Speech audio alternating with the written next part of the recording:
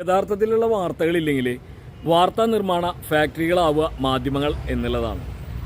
അതിനൊരു ഉദാഹരണം പറയുകയാണെന്ന് വെച്ചാൽ തൃശ്ശൂർ പൂരവുമായി ബന്ധപ്പെട്ട് ആസൂത്രിതമായി പിണറായി വിജയനാണ് പൂരത്തിന് ഇടയിൽ പ്രശ്നങ്ങൾ ഉണ്ടാക്കി BJPക്ക് സീറ്റ് വാങ്ങിച്ചു കൊടുക്കാനായിട്ടുള്ള പരിപാടികൾ നടത്തിയത് എന്ന നിലയ്ക്കുള്ള ആരോപണം PV അൻവർ കൊണ്ടുവരുമ്പോൾ സത്യത്തിൽ നമ്മൾ ആദ്യത്തെ ഒരു നിമിഷം വിശ്വസിച്ചു എന്ന് വേണമെങ്കിൽ പറയാം. കാരണം എന്താണെന്ന് വെച്ചാൽ പൂരത്തിൻ്റെ ഇടയിൽ പ്രശ്നങ്ങൾ ഉണ്ടാവാറില്ല. പിന്നെ നമുക്ക് അടുത്ത് മനസ്സിലായി പെസോൻ്റെ നിയമമാണ് പൂരത്തിൻ്റെ നിയന്ത്രണങ്ങൾക്ക് കാരണം. ഇലക്ഷനുമായി ബന്ധപ്പെട്ടിട്ട് പോലീസിന് പൂർണ്ണ അധികാരം ഉണ്ടായിരുന്ന കാരണം പരിചിതമല്ലാത്ത പോലീസ് ഉദ്യോഗസ്ഥരെ നിയമിച്ചു. അതുകൊണ്ടുണ്ടായ ഒരു പ്രശ്നമാണ് എന്നുള്ളത്. പക്ഷേ അത് മറ്റൊരു രീതിയിൽ വാർത്തയാക്കാനായിട്ട് ഉപകരിച്ചു എന്നുള്ളത് നമുക്ക് മനസ്സിലാവുന്നതാണ്. അതെ, അതുപോലെയാണ് വാർത്ത നിർമ്മിക്കുക. ഒരു രാഷ്ട്രീയ വിഷയം കൊണ്ടുവരാനായിട്ട് മാധ്യമങ്ങൾക്ക് കഴിയുന്നില്ല, പ്രതിപക്ഷത്തിനും കഴിയുന്നില്ല. അപ്പോൾ മുമ്പിലുള്ള സംഭവങ്ങളെ വിഷയങ്ങളാക്കി മാറ്റുക എന്നുള്ളതാണ്. അതിൻ്റെ ഭാഗമായിട്ട് ചൂരൽമല ദുരന്തം നടന്ന് ഇന്നിപ്പോൾ 4 മാസം കഴിഞ്ഞിരിക്കുന്നു. ആദ്യത്തെ പുനരധിവാസം എന്നുള്ള നിലയ്ക്ക് കേരളത്തിലെ അല്ലെങ്കിൽ ഇന്ത്യയിൽ തന്നെ ആദ്യമായി വാടക വീട്ടിലേക്ക് അവിടെ താമസിക്കുന്നവരെ മാറ്റിയിരിക്കുന്നു. അങ്ങനെ ഒരു അവസരത്തിൽ കർണാടകയിൽ നിന്ന് സിദ്ധരാമയ്യ അവിടുത്തെ മുഖ്യമന്ത്രി ഒരു എഴുത്ത് വരികയാണ്, ഞങ്ങൾ വീടുകൾ നിർമ്മിച്ച് നൽകാം എന്ന് പറഞ്ഞിട്ട് എന്തായി, അതിൽ ഒരു തുടർ നടപടി ആയില്ലല്ലോ എന്നുള്ളത്. 2 ടൗൺഷിപ്പാണ് നിർമ്മിക്കാൻ പോകുന്നത് എന്നുള്ളതൊക്കെ അറിയാഞ്ഞിട്ടൊന്നുമല്ല.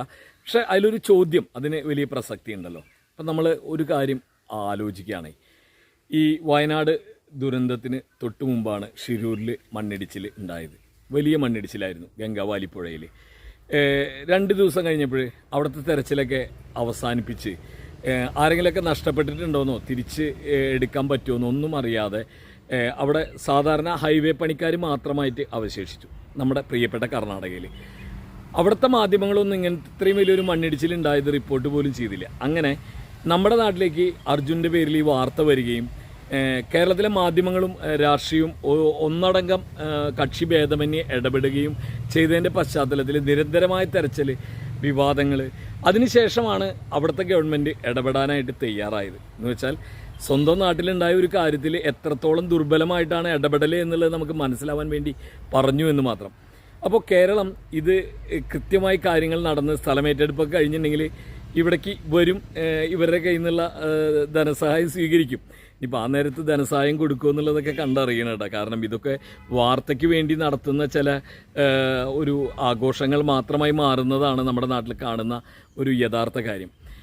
അതിൻ്റെ കാര്യം പറയുകയാണെന്ന് വെച്ചാൽ നമ്മുടെ നാട്ടിൽ ഈ 2018 ശേഷം നിരവധിയായ ഇത്തരം അപകടങ്ങൾ ഉണ്ടായിട്ടുണ്ട്. ഉരുൾപൊട്ടലായാലും വെള്ളപ്പൊക്കമായാലും. അതിൽ ഇനി പുനരധിവാസത്തെക്കുറിച്ച് ഇപ്പോൾ ഗവൺമെൻറ് പറഞ്ഞിരിക്കുന്നത് ടൗൺഷിപ്പ് ആയതുകൊണ്ട് 2 വർഷം എന്നാണ് പറഞ്ഞിരിക്കുന്നത്. നമുക്ക് ഒരു ഉദാഹരണം മാത്രം എടുക്കാം. കൂട്ടിക്കൽ ദുരന്തം ഉണ്ടായതോടത്ത് അവിടെ നേരിട്ട് അതിൽ ദുരന്തത്തിൽപ്പെട്ടവർക്ക് ഗവൺമെൻറ് സഹായത്തോടു കൂടി വീട് നിർമ്മിക്കാൻ കഴിഞ്ഞു. ബാക്കിയുള്ളവർക്ക് ഇതുപോലെ CPM ആണ് വീട് നിർമ്മിച്ച് നൽകിയത്. വലിയ വാർത്തയൊന്നും ആയിട്ടുണ്ടാവില്ല. ഒന്ന് കാണാം. കോട്ടയം കുട്ടിക്കൽ ഉരുൾപൊട്ടലിൽ വീട് നഷ്ടപ്പെട്ടവർക്കായി CPM നിർമ്മിച്ച 25 വീടുകൾ പൂർത്തിയായി. 12-ന് മുഖ്യമന്ത്രി പിണറായി വിജയൻ വീടുകളുടെ താക്കോൽ ദാനം നിർവഹിക്കും.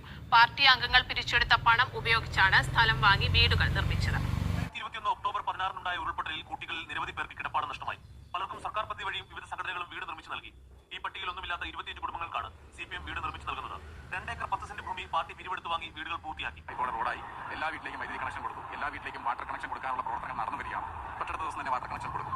അങ്ങനെ സമ്പൂർണ്ണമായ എല്ലാ സൗകര്യങ്ങളോട് കൂടിയ 25 കുടുംബങ്ങളെ ഞങ്ങൾ നേരത്തെ തന്നെ തീരുമാനിച്ച് അവർക്ക് ആ വീടുകൾ അനുവദിച്ച് ഈ 12-ാം തീയതി ഞായറാഴ്ച 3 മണിക്ക് ബഹുമാനായ കേരളത്തിലെ മുഖ്യമന്ത്രി സഖാവ് പിണറായിയും പാർട്ടിയുടെ സംസ്ഥാന സെക്രട്ടറി സഖാവ് MP ഗോതമാക്കി ചേർന്ന് അവർക്കുള്ള താക്കോൽ കൈമാറ്റ പരിപാടി നടക്കുകയാണ്. വീടുകളുടെ താക്കോൽ ദാനം ജനപങ്കാളിത്തത്തോടെ വലിയ പരിപാടിയായി സംഘടിപ്പിക്കാനുള്ള തയ്യാറെടുപ്പിലാണ് CPM ജില്ലാ നേതൃത്വം. അറിയാൻ വേണ്ടി ഒന്ന് പറഞ്ഞു എന്ന് മാത്രം. കാരണം ഇത് സംഭവിക്കുന്ന കാര്യമാണ്. ഇനി നമുക്ക് മറ്റൊരു കഥ കൂടി കേൾക്കാം. മരിച്ചവരുടെ ബന്ധുക്കൾക്ക് കേരള സർക്കാർ 5 ലക്ഷവും തമിഴ്നാട് സ്വദേശികൾക്ക് തമിഴ്നാട് സർക്കാർ പ്രഖ്യാപിച്ച 3 ലക്ഷം രൂപയും കാലതാമസമില്ലാതെ കിട്ടി. കേന്ദ്ര സർക്കാർ പ്രഖ്യാപിച്ച 2 ലക്ഷം രൂപ ഇനിയും കിട്ടിയിട്ടില്ല.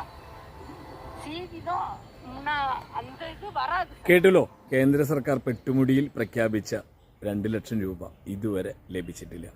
ഏഷ്യാനെറ്റ് ഒരു വാർത്ത ചെയ്യില്ല. ഞാനത് വളരെയധികം തിരഞ്ഞിട്ടാണ് കണ്ടുപിടിച്ചത്.